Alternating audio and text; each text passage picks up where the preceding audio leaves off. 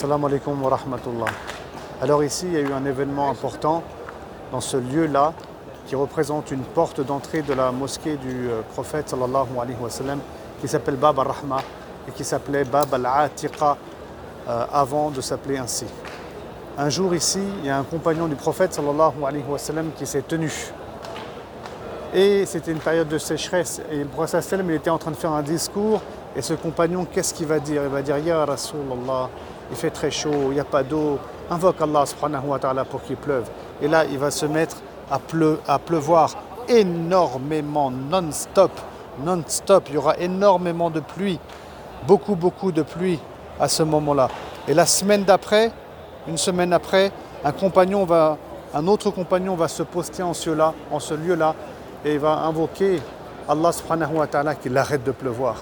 Et là, le prophète sallallahu alayhi wa sallam va invoquer Allah de toutes ses forces et la pluie va s'arrêter. Voilà ce qui s'est passé ici. Donc c'est un lieu quand même qui est important. Et ensuite, il y a une deuxième porte aussi qui est liée à la sira du prophète Mohammed sallallahu alayhi wa sallam. Et là, j'y vais. En fait, c'est la porte numéro 1, bien entendu, qui s'appelle Bab as-Salam, la porte de as-Salam. C'est par cette porte-là que les musulmans rentrent pour saluer le prophète Mohammed sallallahu alayhi wa sallam. Il y avait une entrée aussi à l'époque du messager de Dieu sallallahu alayhi wa sallam qui était située en ce lieu-ci.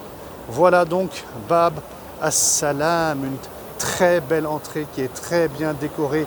Et puis au-dessus d'ailleurs on voit le beau minaret des Ottomans qui est vraiment tout proche du dôme vert du prophète sallallahu alayhi wa sallam. Donc là il y a une façade qui a été mise, on ne peut pas passer, on doit faire le tour, il y a une queue qui est mise pour qu'on salue le prophète sallallahu alayhi wa sallam. Et si je lève mon portable, vous allez voir ici, tous les gens ici, subhanallah, de toutes les nations qui viennent saluer le prophète sallallahu alayhi wa sallam. Et on voit aussi, si on observe bien en hauteur, le sigle des Ottomans qui est encore présent et qui ont gouverné fut un temps avant l'Arabie saoudite en ce lieu qui est donc béni.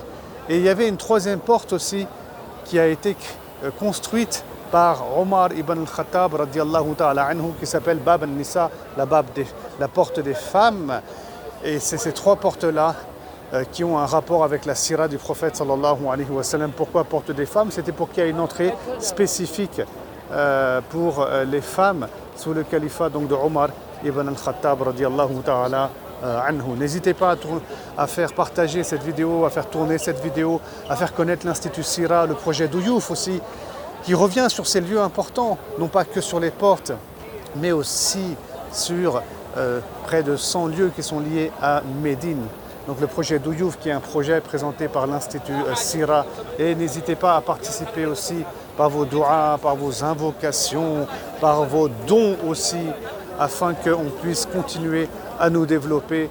Barakallahu fikum. Wassalamu alaikum wa rahmatullahi wa barakatuh.